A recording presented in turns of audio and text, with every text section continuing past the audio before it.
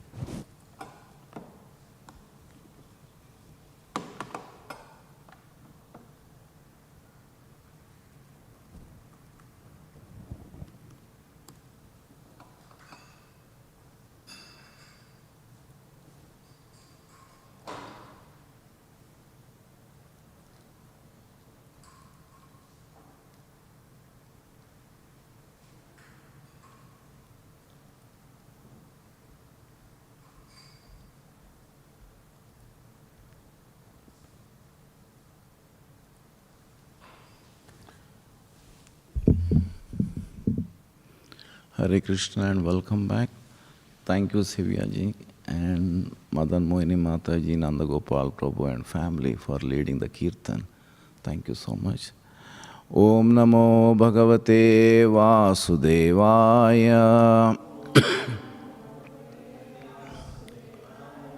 Om Namo Bhagavate Vasudevaya.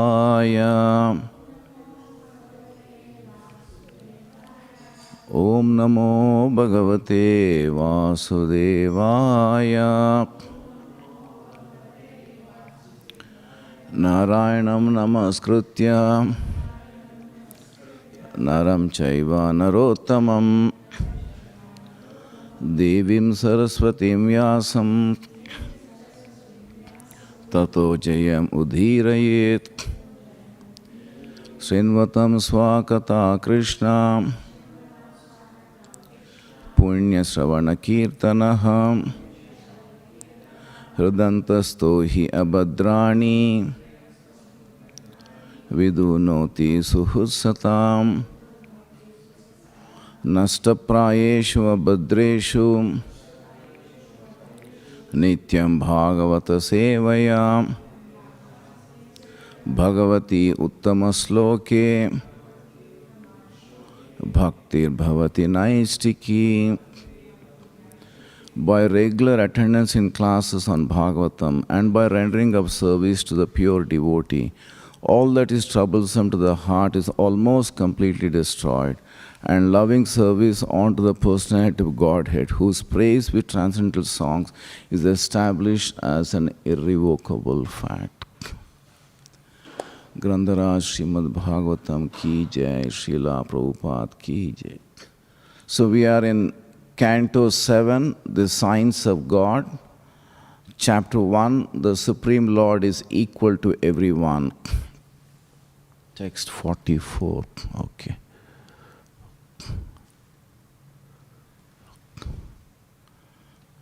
I think we'll try to read verses from 44 to possibly end of the chapter, because not many verses and there is no purport as well to many of the verses.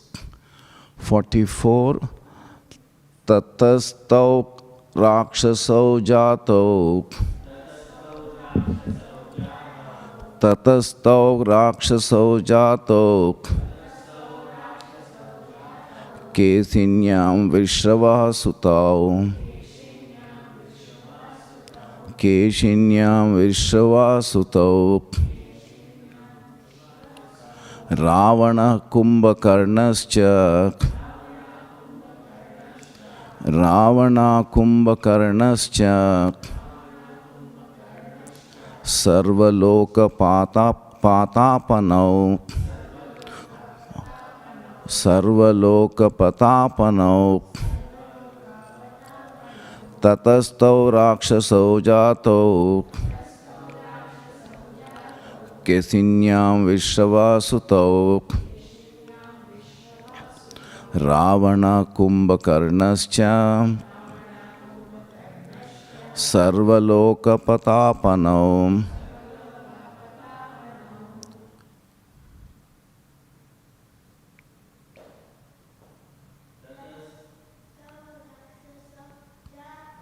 Tatastau rakshasau jato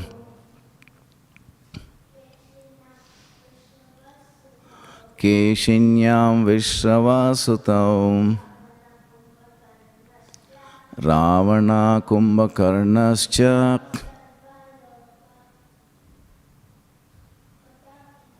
sarvalokapatapanau tatastau rakshasau jato keshinyam vishravasutau Ravana kumbhakarnascha sarvalokapatapanam tatastau rakshasau jatam keshinyam vishravasutau Ravana kumbhakarnascha sarvalokapatapanam.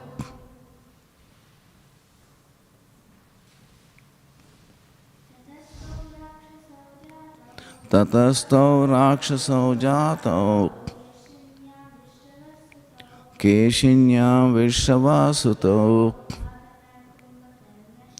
Ravana kumbhakarnascha sarvalokapatapanau.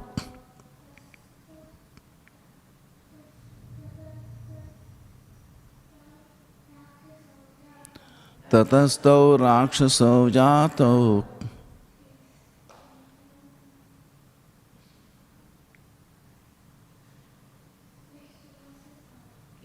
nyam vishravasutau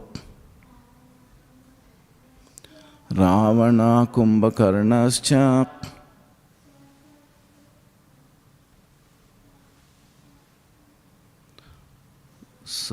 Patapana. Wonderful. Thank you, sweet kids. Yeah, word to word meanings by Srila Prabhupada ki jai.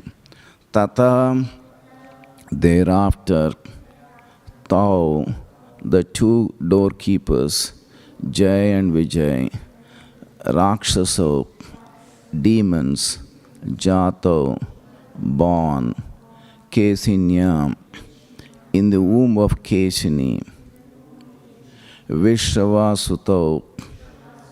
the sons of Vishrava, Ravana, Kumbhakarna, Cha, and Sarvaloka, to all people, Upatapanau, giving misery. Translation by His Divine Grace Srila Prabhupada ki jai. Thereafter, the same Jai and Vijay, the two doorkeepers of Lord Vishnu, took birth as Ravana and Kumbhakarna, begotten by Vishrava in the womb of Kesini. They were extremely troublesome to all the people of the universe. So we'll move to the next verse. 45. Tatrapi raghavo bhutva nyahanak chapamuktaye ramaviryam sroshasistvam markandeya mukhat prabho. Translation by His Divine Grace Prabhupada ki jai. Narada Muni continued, my dear king, just to relieve Jai and Vijay of the Brahmana's curse, Lord Ramchandra appeared in order to kill Ravana and Kumbhakarna. It will be better for you to hear narrations about Lord Ramchandra activities from Markandeya Rishi. 46. I think there is purport, so we'll try to read once again this verse together, or you can repeat. Tav atra kshatriyo jato Tav atra kshatriyo jato matri shvasramajo tava matri shvasramajo tava Adhuna Sapa Nimukto, Adhuna Shapa Nirmukto, Krishna Chakra Hatam Saho, Krishna Chakra Hatam Saho, Tavatra Kshatriyo Jato, Matrishwas Shwastratma Jautavam, Adhuna Sapa Nirmukto, Krishna Chakra Hatam Saso. So in this, the last line, Krishna Chakra Hatam Saso, is important. Translation: in their third birth, the same Jai and Vijay appeared in a family of Kshatriyas as your cousins, the sons of your aunt. Because Lord Krishna has struck them with his disc, all their sinful reactions have been destroyed, and now they are free from the curse. Purport: in their last birth, Jai and Vijay did not become demons or Rakshasas. Instead, they took birth in a very exalted Kshatriya family related to Krishna's family. They became first cousins of Lord Krishna and were practically on an equal footing with him. By personally killing them with his own disc, Lord Krishna destroyed whatever sinful reactions were left in them because of the curse of the Brahmanas. Narada Muni explained to Maharaj Yudhishthira that by entering Krishna's body, Shishupal re-entered Vaikuntha Loka as a Lord's associate. Everyone had seen this incident. 47. The two associates of Lord Vishnu, Jai and Vijay, maintained a feeling of enmity for a very long time. Because of always thinking of Krishna in this way, they regained the shelter of the Lord, having returned home back to Godhead. Whatever their position, certainly Jai and Vijay always thought of Krishna. Therefore, at the end of the Mausala Leela, these two associates of the Lord returned to Krishna. There is no difference between Krishna's body and Narayana's body. Therefore, although they visibly entered the body of Krishna, they actually re-entered Vaikuntha Loka as the doorkeepers of Lord Vishnu. Through Lord Krishna's body, they returned to Vaikuntha, although they seem to have attained Sayujya Mukti in Krishna's body. The last verse of this chapter. Maharaj Yudhishthira inquired, O my Lord, Narada Muni, why was there such enmity between Hiranyakashipu and his beloved son Prahlad Maharaj? How did Prahlad Maharaj become such a great devotee of Lord Krishna? Kindly explain this to me. All the devotees of Lord Krishna are called Achyutatma because they follow in the footsteps of Prahlad Maharaj. Achyuta refers to the infallible Lord Vishnu, whose heart is always infallible. Because the devotees are attached to the infallible, they are called Achyutatma. Thus end the Bhaktivedanta purports, the 7th canto, 1st chapter of Śrīmad Bhāgavatam, entitled The Supreme Lord is Equal to Everyone.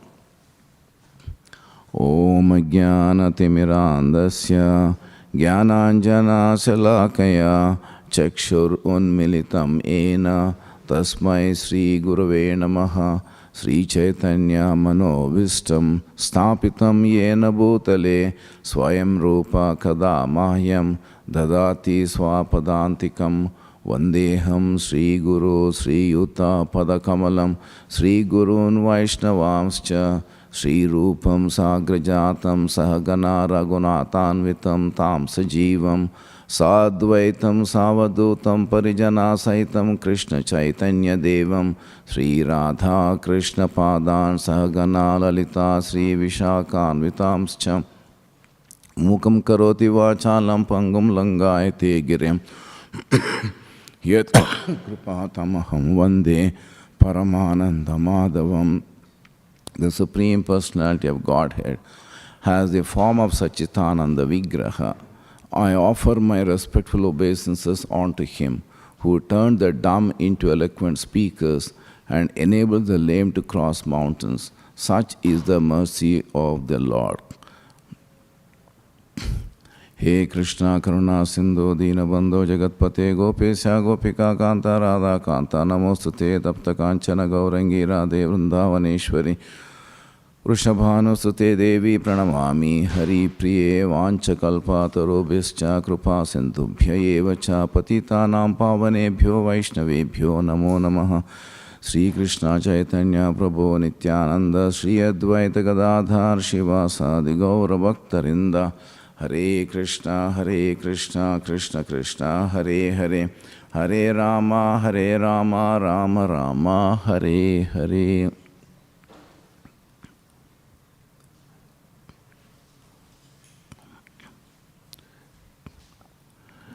So this chapter has been titled as the Supreme Lord is equal to everyone. We have come to the end of the chapter with today's session. How many of you agree with the statement, Supreme Lord is equal to everyone? Thank you. Anyone has any other opinion? Because we have verses where in Bhagavad Gita it is said that Samoham Sarva Bhuteshu, that the Lord is equal to everyone, but at the same time He favors His devotee. Samoham Sarva Bhuteshu Name Dveshosti Na Priyaha E Bhajanti Tu But Mam Bhaktya Mai Te Teshu Chapya Aham. So Prabhupada translated, I envy no one, nor am I partial to anyone. I am equal to all, but whoever renders service unto me in devotion is a friend, is in me, and I am also a friend to him. And not only that, if you look at the next verse, Apichetasi duracharo bhajate mam ananya bhak sadhureva samantavya samyak vyavastito hi saha. Even if one commits the most abominable action, if he is engaged in devotional service, he is to be considered saintly because he is properly situated in his determination. So we find that Krishna seems to be favoring his devotee, because in the previous verse he says tu but, and in this verse he says even if a devotee commits a mistake unknowingly, it is not deliberately that the person commits a mistake, but unknowingly the mistake is committed by the devotee, then he says, well, that person is forgiven because he is steady in Krishna consciousness. So hence we find that it is Lord is impartial, as in 9.29 Bhagavad Gita says, Samoham Sarva Bhuteshu is equal to everyone. Like a cloud pours water or rain to all the seeds, but at the same time, someone who renders service to him in Krishna consciousness favorably, he favors that person. And Prabhupada in the purport says that this is natural, because the devotee sees in the Lord and the Lord also sees the devotee in him. It is reciprocal. So, ye yatha mam prapadyante, Lord is reciprocating with the devotee. And we find that Prabhupada mentions it's like the diamond ring. Lord is the diamond and the devotee is the gold. And when the diamond is placed in the gold ring, both enhance each other's beauty. So similarly, the Lord also gets enhanced in the presence of a devotee, and devotee also glitters in the presence of the Lord. So if a reciprocal relationship is not present, Prabhupada says in that purport, if a reciprocal relationship is not present between the devotee and the Lord, then there is no personalist philosophy. In the impersonal philosophy, there is no reciprocation between the Supreme and the living entity, but in the personal philosophy, there is. So this is because the devotee is attached to the Lord, Lord is also attached to the devotee. Since the devotee is attached to the Lord, Lord is also attached to the devotee. And we find that this attachment to a pure devotee is not material, it is transcendental. It is the svabhav, it's the nature of the personality of Godhead. And that nature emanates from his internal Shakti. It's from the spiritual form of the Lord itself. So therefore, that is not considered to be a fault, that is not considered to be partial, that is considered to be, as Vishnu, I think Baldev Vidyabhushan and Vishnu Chakravarti Thakur say, it is an ornament. So that partiality which emanates from the spirit, from the internal in the Lord, from the Swarup of the Lord, is not considered to be, it's fault, but it's considered to be an ornament. It's considered to be a beauty of the Lord. As Srila Prabhupada says that in the personal philosophy, this relationship always exists. I'll give a simple example. Maybe the devotees who are hearing online, if those devotees are hearing, last Wednesday, I was doing my 9 o'clock service, Arati. So I came to the temple about 8 o'clock. I saw one tall devotee talking to two not that tall devotees, so therefore he had to bend from the back. He was talking to them in the courtyard, unmindful of other people are coming and hearing them, but they were so much engrossed in their own talk. And that the way they were engrossed, I felt that they were there together for quite some time before I came there. So I came here about 8 o'clock. They were there well before that.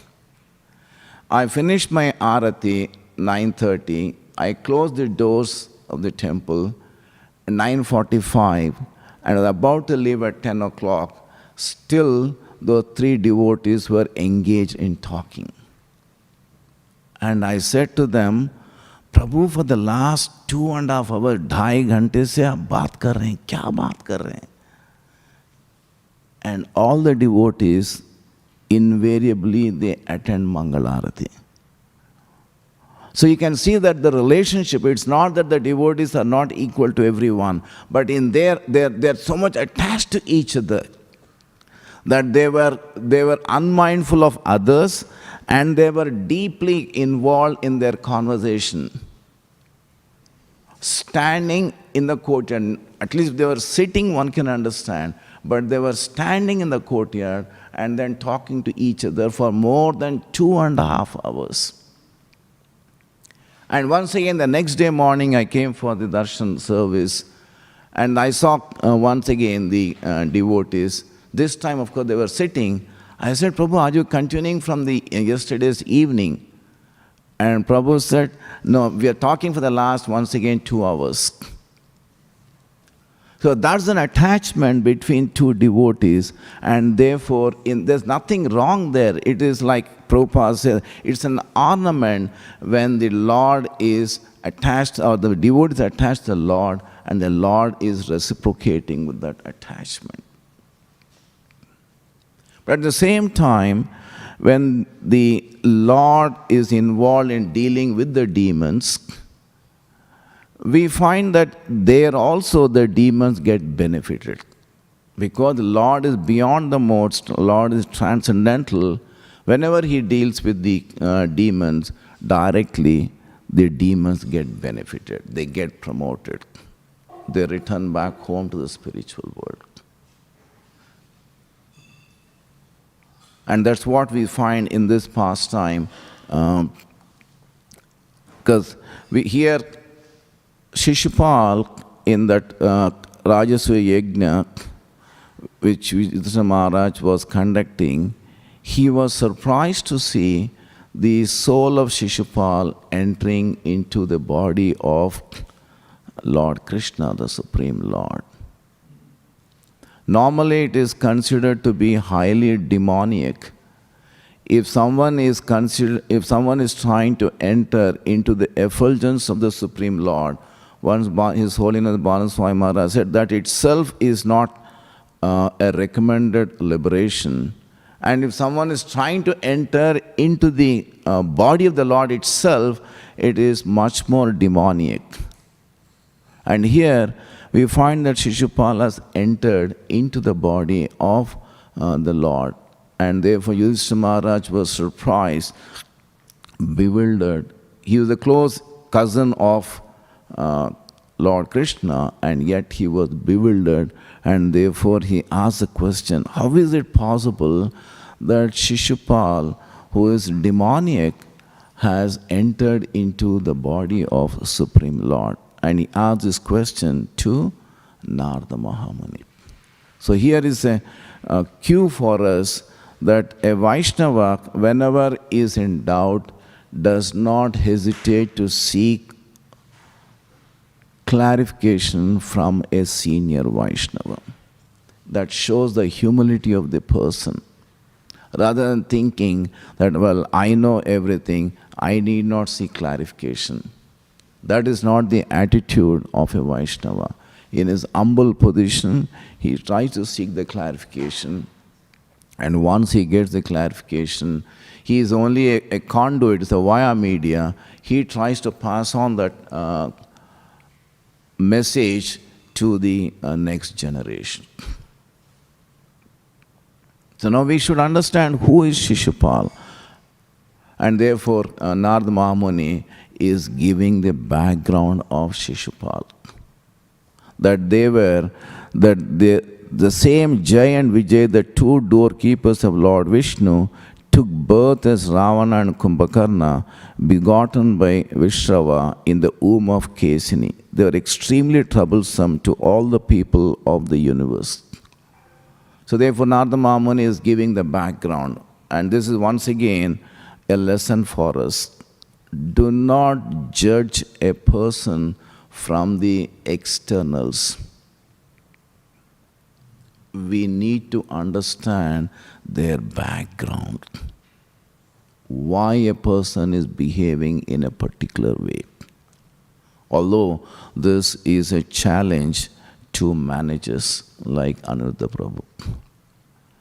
It's not easy for Anuruddha Prabhu to deal with people knowing how he is a Vaishnava, because he has, as a manager, he has to correct the person, but at the same time, he'll also understand that this person is basically a devotee. So Narada Muni is trying to give the background of Jai and Vijay, he's giving the background of Shishupal, that they were Jai and Vijay, the doorkeepers of Lord Vishnu, and they were cursed by the four Kumaras. When they were cursed by the four Kumaras, why?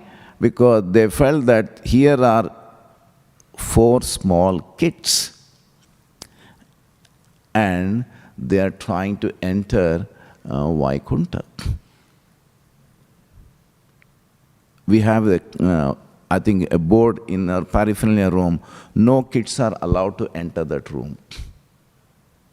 So maybe Jai and Vijay also thought that here are the four kids, they should not be allowed to enter Vaikuntha.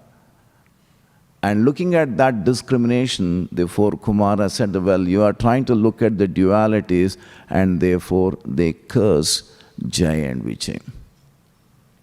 It is a pastime orchestrated by the Lord, but on the surface of it, we find that Jai and Vijay were cursed, and they were born as Ravana and Kumbhakarna, begotten by Vishrava in the womb of Kesini. Who is Vishrava? Anyone has an idea? Sorry?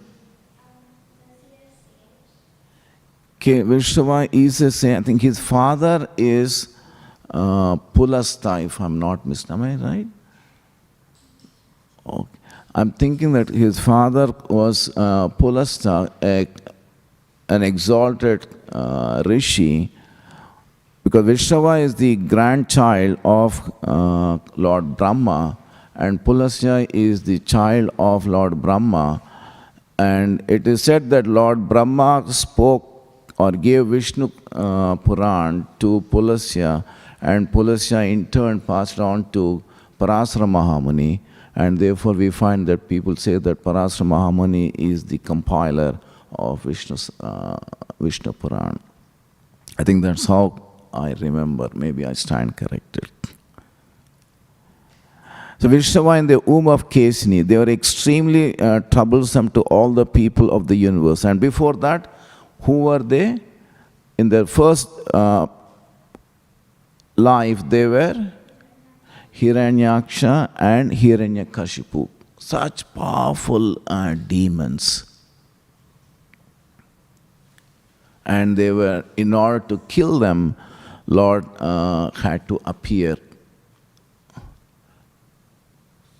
And the second birth, they appeared as Ravana and Kumbhakarna. And to once again to kill them, Lord Ramchandra appears.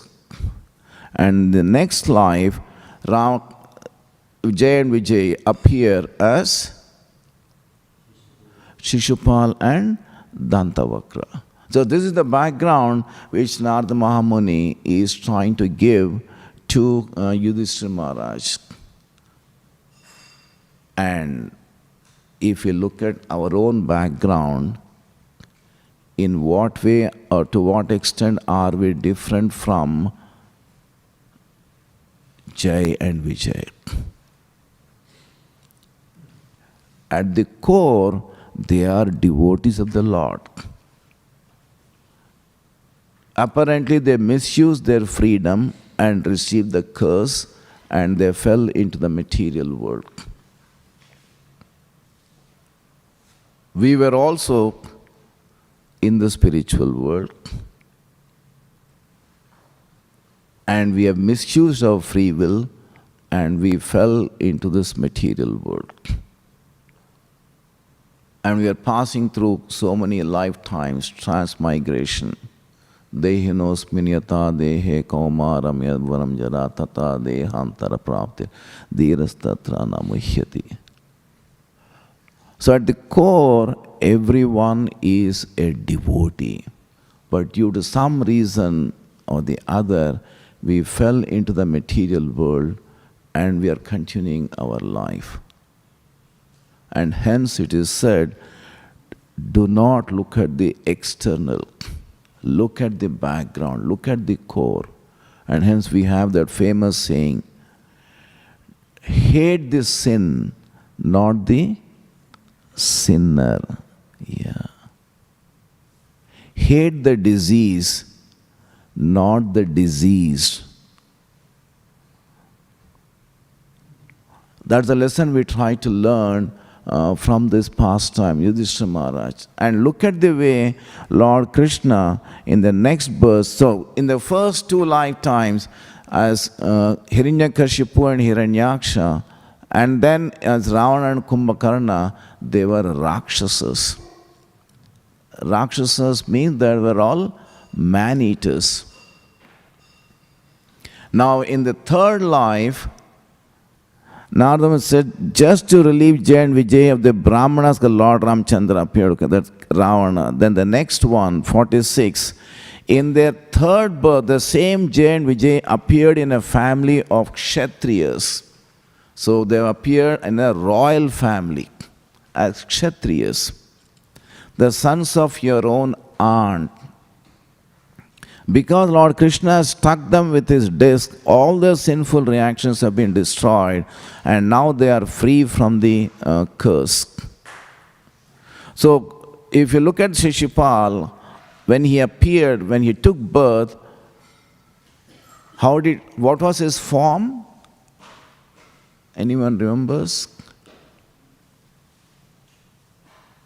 He had trinetra, 3 eyes and 4 arms. So that's how Shishupal was born. And Shishupal, to look at, I believe he was so ugly that the parents wanted to throw him out immediately. Mahabharata says that they didn't want to have such a child with 3 eyes and 4 arms. But Mahabharata says that Akashvani says that no, this is not the time to discard the child, that when the time comes, let the time come. But they were told by the rishis, saying that whosoever touches that boy, and at the time the 3rd eye and the 2 arms will disappear, and that person will be the cause for his death. So his parents, Shishupal's parents, whenever any member comes to their house, they would deliberately place the baby on their lap and see whether the 3rd eye and the 2 arms disappear. And finally, it was when Lord Krishna came home, and then they placed on Krishna's lap that the 3rd eye and the extra 2 hands disappeared. Then the mother understands that Krishna will be the cause of Shishupal's death. And as an aunt, she begs for his mercy. He says, please spare my son, he is your cousin. Krishna assures his aunt that I'll tolerate him up to 99 or 100 mistakes. After that, he'll not be spared. And many a time I think that looking at that past time, Lord Krishna is equally benevolent to us, that he tolerates maybe for 100 births all the mistakes we commit, and then if we do not rectify ourselves, Lord Krishna places us in a demoniac family or in a lower animal species. Just as being kind to Shishupal, this is how my feeling is, that he'll give us that chance so many times. Because many a time in Bhakti Vriksha, people ask, I've got the human life. If I commit a mistake in this life, will I become an animal the next life? Just one lifetime I've committed a mistake and then I'm thrown into the animal species of life. Is this what is the scripture saying? So I tend to give this answer, saying that maybe Krishna gives us 100 lifetimes, 100 times he pardons us, and after that, if we still become not correctable, then he throws us into the animal kingdom. So here we find that in that Raisa Yajna, Shishupal continuously blasphemes Lord Krishna, and after the 99th criticism, Lord Krishna releases Sudarshan Chakra.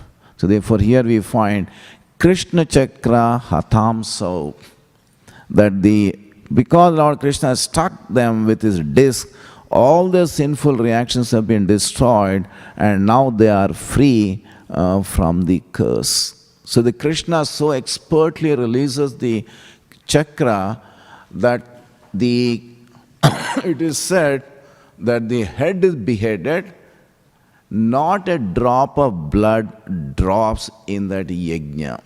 Because if the blood drops, the area becomes polluted, it gets contaminated. Not a single drop of blood is dropping in that arena. Everything is dried and the head is clean, saved or chopped off and then transported out of that area. With that, you can say with that agility, Lord Krishna releases the chakra. And we find, Prabhupada said that in the last birth, Jay and Vijay did not become demons or Rakshasas. Instead, they took birth in a very exalted Kshatriya family related to Krishna's family. They related to Krishna. They became first cousins of Lord Krishna and were practically on an equal footing with them. Previous birth, they were Rakshasas, but here they were born in a royal family and they were cousins of Lord Krishna. So cousins are all on equal footing. By personally killing them with his own disk, Lord Krishna destroyed whatever sinful reactions were left in them because of the curse of the Brahmanas. So when the chakra touched them, then whatever sin was there, that sin was removed, or the sinful reactions were removed. Narada Muni explained to Maharaj Yudhishthira that by entering Krishna's body, Shishupal re-entered Vaikuntha Loka as the Lord's associate. Everyone had seen this incident. So we find that Sudarshan Chakra is so powerful. Which is the pastime where that is depicted in Bhagavatam? Ambarish Maharaj, thank you. In Ambarish Maharaj pastime, we find that Durvasa Muni, he curses or he releases a demon to kill Ambarish Maharaj, and Lord Krishna's Sudarshan Chakra appears there, chases Durvasa Muni in all the three worlds. He couldn't find shelter anywhere. He tries to take shelter of Lord Shiva, Lord Brahma, Lord Vishnu. Lord Vishnu himself says he can't give the shelter. He says, go back to Ambarish Maharaj, and then only he can give the shelter. And we can see the power of Sudarshan Chakra.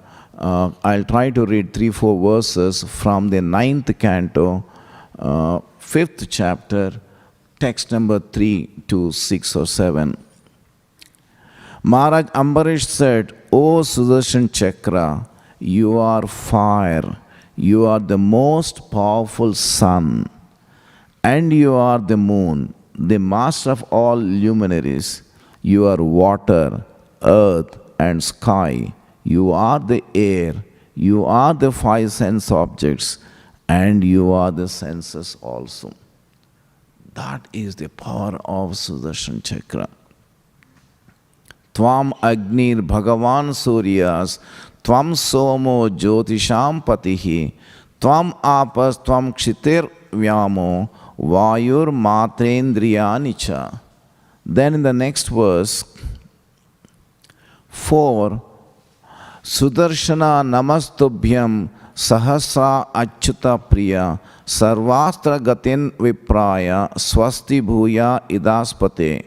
O most favorite of Achyuta, the Supreme Personality of Godhead, you have thousands of spokes, O Master of the material world, destroyer of all weapons, original vision of the Personality of Godhead, I offer my respectful obeisances unto you. Kindly give shelter and be auspicious to this Brahmana. O Sudarshana, you are religion, you are truth, you are encouraging statements, you are sacrifice, and you are the enjoyer of the fruits of sacrifice. You are the maintainer of the entire universe, and you are the supreme transcendental prowess in the hands of Supreme Personality of Godhead. You are the original vision of the Lord, and therefore you are known as Sudarshana. Everything has been created by your activities, and therefore you are all pervading. So what does Sudarshana mean?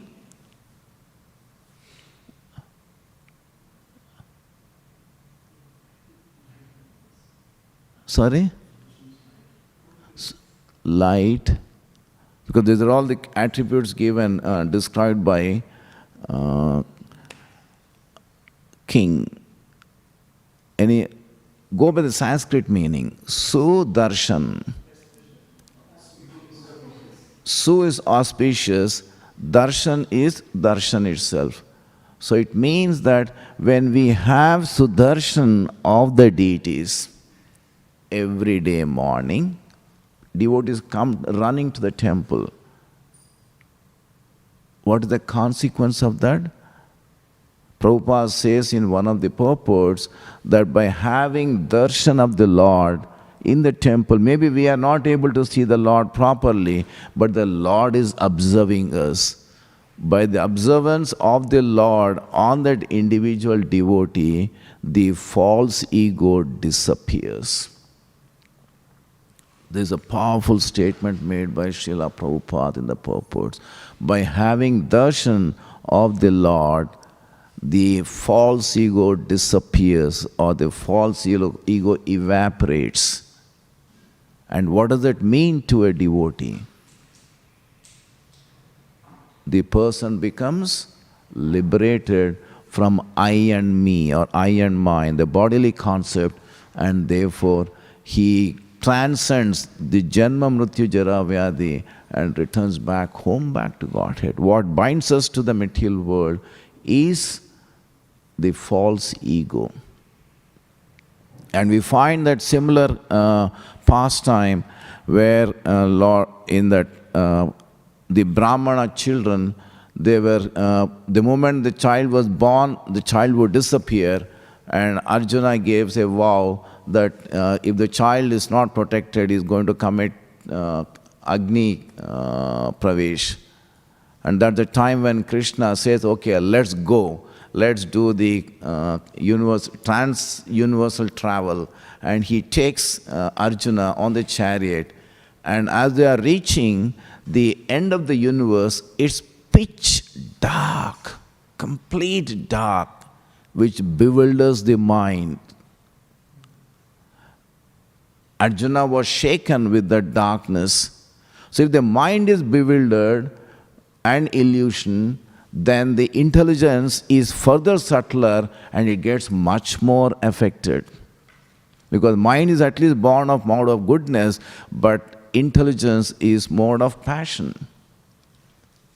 And false ego is much more under the influence of mode because it's born out of mode of ignorance. And what shows them the light is Sudarshan Chakra. Sudarshan Chakra, like a blazing fire, is in the front, illuminating that the dark layers of the universe, and they cross with the universal layers and enter into the Dham where Lord Vishnu was there. And Lord Vishnu was eagerly waiting for Lord Krishna so that he can have darshan. So that is the power of Sudarshan, that when we have the darshan, our false ego disappears and we return back home, back to Godhead. And that has been the campaign for the last 4 years that we started the Divya Darshana Yajna. And hence we gave the title, it's a window to the spiritual world. And every day we are making an attempt to share the darshan of our temple. And it's reaching out to so many thousands every day morning. They have the darshan, it means that their false ego is disappearing. And they read Śrīmad Bhāgavatam verse given there, what is discussed in the temple, that removes that ignorance. So they are moving towards Vaikuntha. And taking the cue from Ananda Prabhu, I started posting in Instagram. Last week Prabhu said, why not? Instagram is better in terms of pictures, quality. So therefore we started posting it. Oh, is it? Okay. Okay, then we'll do that, Prabhu.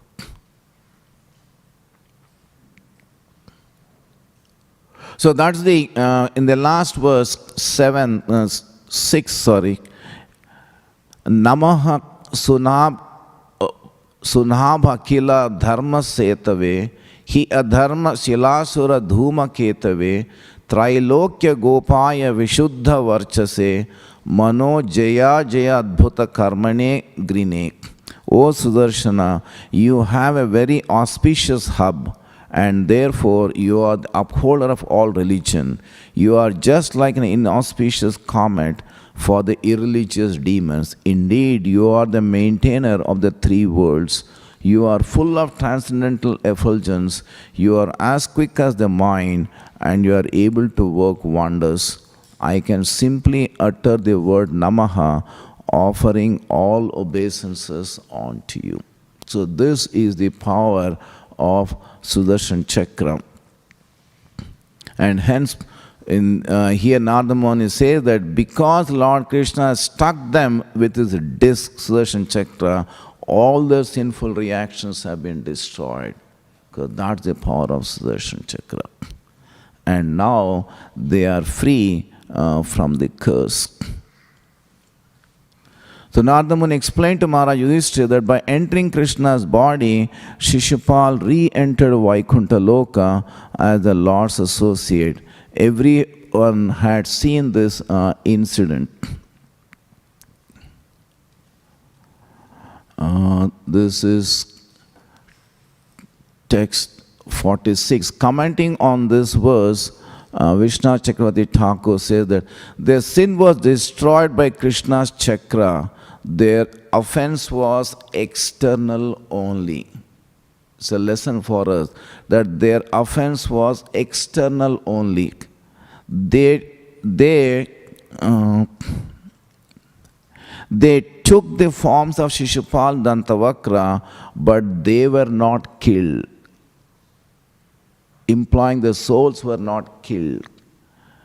This is Sridhara Swami's explanation. Just as the impurities of gold are destroyed by fire, but the gold itself is not destroyed, so the two were purified of the external covering of contamination, but were not destroyed.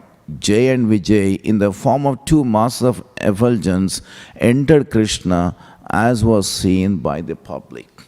So any curse given by a pure devotee or an exalted Vaishnava is a blessing to that individual. We have another pastime where the demigods were cursed to become trees. Thank you, Mother. Nalakuvera, they became trees. And imagine when the Nalakuvera became trees, they retained the consciousness of the demigods. It's not that they were become trees and therefore they had the consciousness of a tree. I believe they had the consciousness of Nalakuvera, the original consciousness, that they were demigods, not of the soul, but the demigod. And in that consciousness, they were as the trees. Rain would fall, they're subject to heat, and because they had the consciousness of Nalakuvera, they were experiencing all that. A typical tree does not experience this. If a mosquito sits on the tree, or the rain falls on the tree, or the summer scorching sun touches this tree, the tree doesn't feel it because its consciousness is so low. Therefore, we cut the tree. It does experience, I don't know whether it experiences any pain, but people say that it doesn't experience much pain.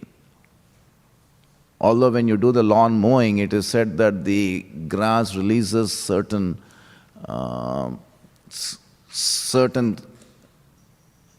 chemicals displaying its agony.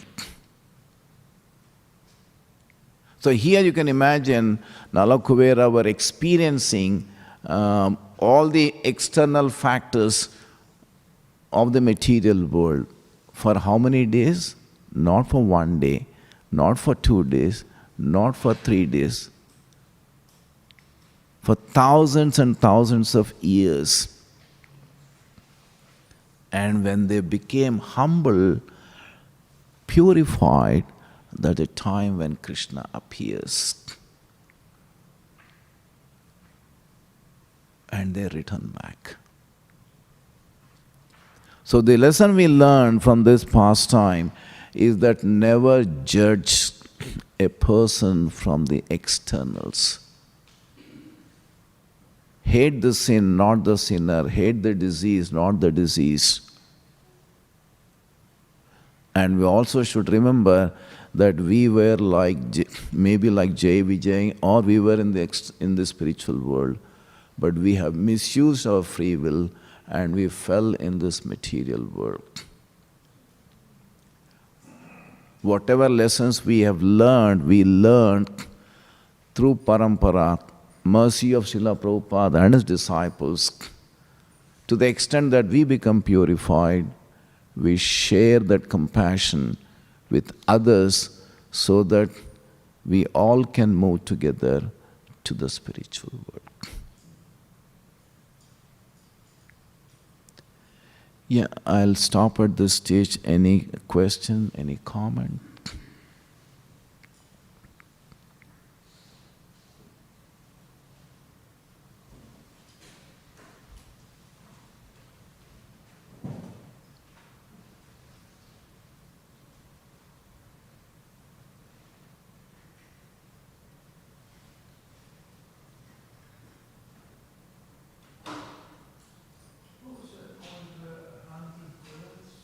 Shishupal. Sorry? You said 100 births, we get 100 births. Oh, this normally when we are conducting Bhakti Ruksha, the members they ask us, if we just commit one lifetime some mistakes, then will we be pushed into the lower species of life? Well, what's the answer? I tend to give them the pastime of Shishupal. I say that Lord Krishna has tolerated 100 times or 100 mistakes of Shishupal, and therefore similarly Krishna would be kind to us, but does not mean that on this strength knowingly we commit mistakes. I don't think that's in the Bhagavad Gita, is it? Eh? No, Prabhupada. Whatever you think of at the time of death, that's the place that you go.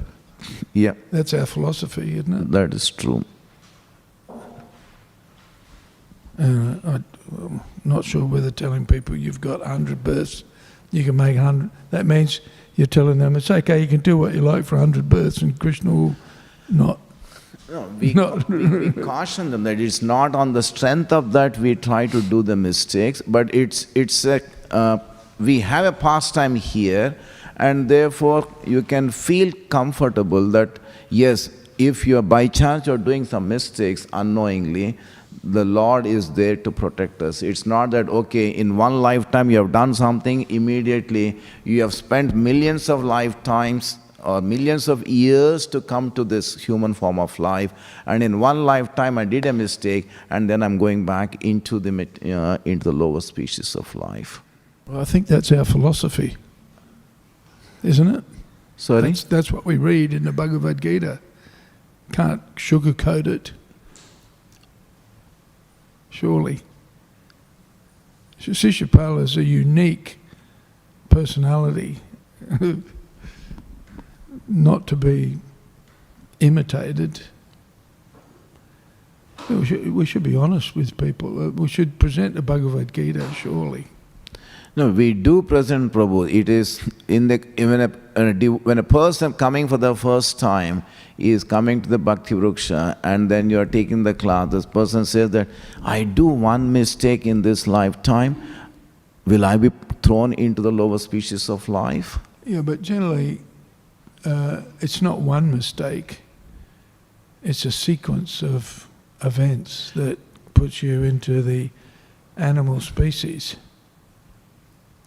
If you make a mistake, that's generally overlooked. But if it's a sequence of events where you're developing the consciousness of an animal, then that's what you get. You get the animal, you get to take birth as an animal. It's not just one little, it's a sequence of events. What they're trying to say, well, my father is a meat eater and he has died. You think that my father is otherwise a very nice person. He complied with the state laws. He did. Well, he's not a nice person if he's a meat eater. Because this is what, and you think my father has become an animal now? Only one lifetime? Yes. That's our philosophy. That's what the Bhagavatam teaches. Yes, You eat animals, you have to be punished for that, unfortunately.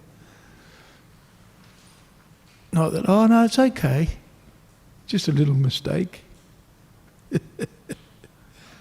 we tell them that, well, at the end, and antakalecha, whatever you think at the end, that is going to be the, or we say that the law of last consciousness, at the time of departure, what you are thinking, that would determine the your next life. At the same time, we give some sort of a caveat or a comfort saying that, look, well, that has happened, but you become a good devotee and then you can deliver your father. It's not that your father has done, is gone, it's over, that event is over.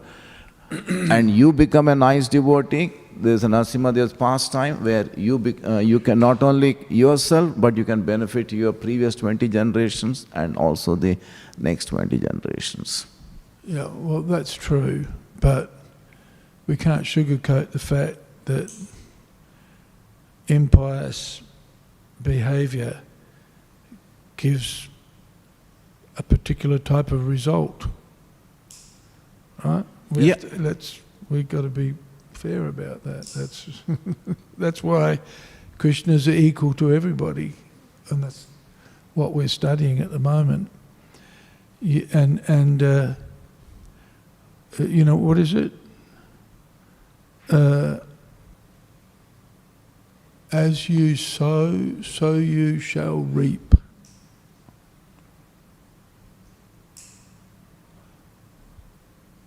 But certainly, if you take the Krishna consciousness and consistently practice, you'll be relieved of those reactions. Yeah.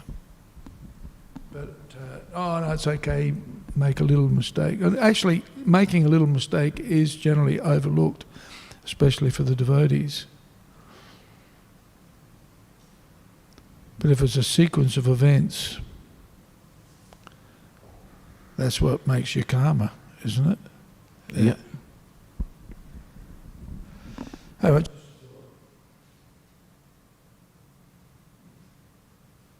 Any question in the comment? Yes, Prabhu.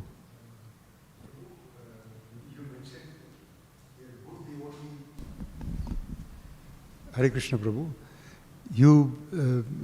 You mentioned a good devotee giving a curse to a sinner. It is actually a bless. Is it really the way it is going to work, or it is not? Is it a fact actually? What is the implications on this particularly? A good devotee, why at all he should give a curse? Number one. Number one is to be correct the other person. And even if the curse is given, whether it is going to reflect on him in a bad way, good way, what is this one actually? As I understood your question, a good devotee will curse a person who has committed a sin. It says. Is that what was the second part of the question? Will it really work actually? Will it really work? Work on him actually, like the curse, will it really work on him actually? Yeah. If you are, the purer the person is. You said bless actually. It will be a blessing for him actually. Yeah, the receiver becomes blessed because the person who is cursing does not have any envy in their heart. Is trying to benefit the receiver. As in the past times we find there that Narada Muni has cursed Nala Kubera for their benefit because they were demigods, children of Kubera, but they were in a drunken state, even to the extent that they did not care for an exalted personality like Narada Mahamuni. So how do they get benefited? If Narada Mahamuni does not chastise them, when will they return back home, back to Godhead? Out of compassion, Narada Mahamuni curses them in such a way that not only they get purified, they'll have darshan of Lord Krishna himself. We may think that thousands and thousands of years, but we have been in this material world for billions of years. And in front of eternity, these thousands of years is nothing. But the result is they were purified. Just as we have the prison. So the bless is only a purification. Sorry? Bless is only a purification. When an exalted Vaishnava curses, it is for the purification, for the correction. Just as a police officer gives the punishment, it is for the prisoner's benefit, provided the police officer is sincere. The judge gives the punishment to the criminal. It is not that the judge has got some enviousness toward the person. He awards that judgment for the person's benefit. So therefore, Srila Prabhupada says many times that a devotee king awards execution, a capital punishment to a criminal. It is in the interest of that person. The person gets benefit. With just one lifetime, the person washes away all the sins he has done. Because our philosophy is transmigration. It's not just we have only one lifetime and there's nothing after that. We move from one lifetime to the other. Dehinosmin yata dehe kaumaram evaram jara. So therefore, if you're washing away in one lifetime your sins, next lifetime you're starting with a clean slate. And with that you return back home, back to Godhead. And once you go back to Godhead, you do not return back to this material world. That's Krishna's promise in Bhagavad Gita. Was that your question? Yeah, no, I'm not justified. This only thing was the curse which we give, is it turn out to be a bless? That's what... Yeah, from a pure devotee, it is a blessing. Yeah, Prabhupada. Sorry. Yes, Prabhu. It's not that we go around cursing people. Yeah, that doesn't.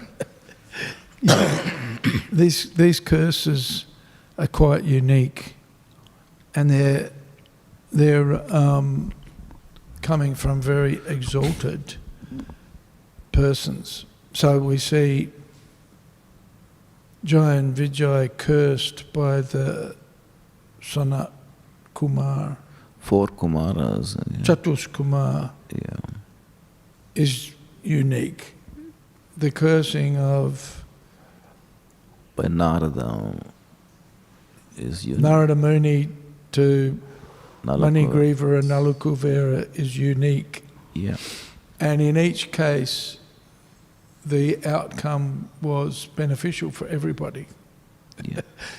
Even though they were demons, there was a purpose, Krishna's. So these are unique curses.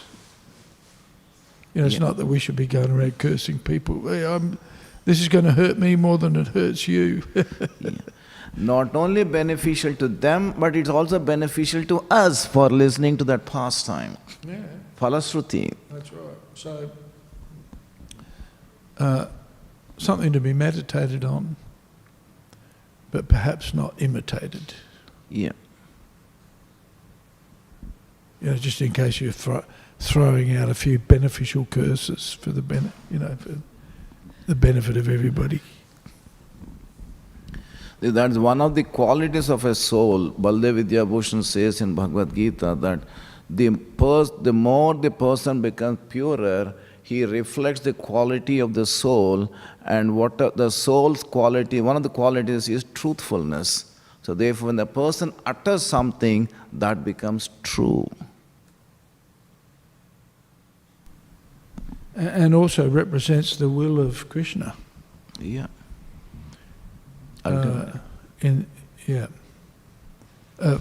Faithfully. Yeah.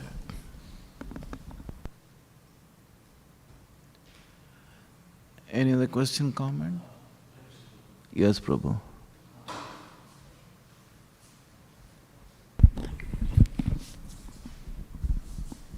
Hare Krishna, Prabhu. Prabhu, Lord Narayana has 4 hands and Shiva has 3 eyes.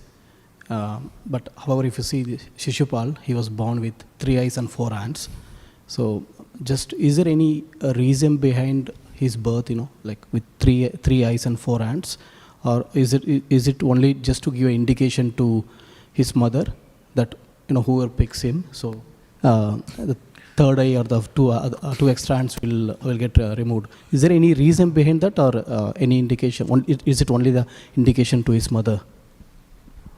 I don't remember that well, that your question you're asking, but what I can say is that the child is not having a normal form. It's not a normal form and neither normal consciousness. And that form requires to be corrected, and the person who corrects it is the cause of his death.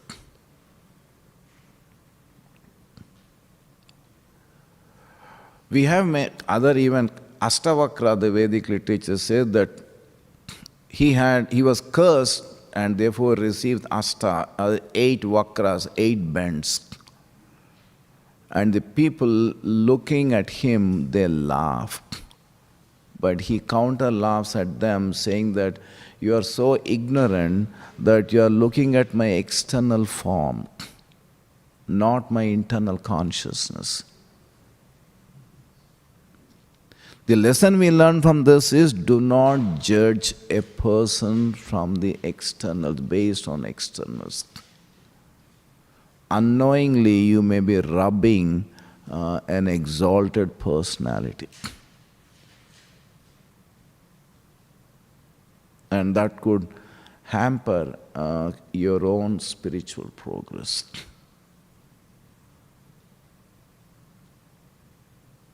And as a Vaishnava, Bhagavad Gita says that there are 2 qualities we need to cultivate. In 13.8, Krishna says amanitvam, that's humility. And the second quality is gratitude. These 2 qualities are the ornaments for a Vaishnava. And embrace these qualities, cultivate them, nurture them, and that they remain with us. They help us in our spiritual journey. The moment we get up in the morning, be grateful that the Lord has given one more day to serve Him. This is what Raghunath Goswami says in Manasiksha. Be grateful. We take things for granted. We are not grateful. We don't have that attitude of gratitude.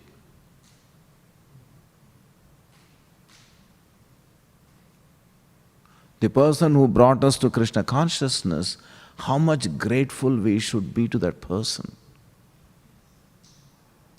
has made a U-change or a U-turn in our life. And we forget that so easily.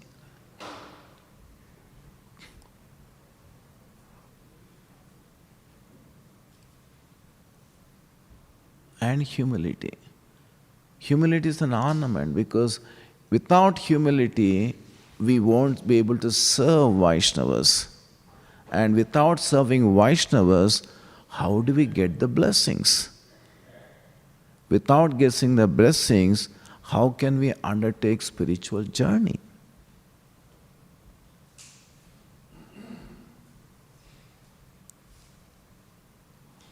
So therefore, humility and gratitude, we should cling on, hold on tightly. That will propel us on the spiritual journey. Yeah, have I answered your question or I've been tangent? Okay. Any other question or comment? Grandharaj Śrīmad Bhāgavatam ki jai, Srila Prabhupada ki jai, Vanchakalpatarobhischa Krupa Sindhubhya eva cha, Patitanam Pavanebhyo Vaishnavebhyo Namo Namaha.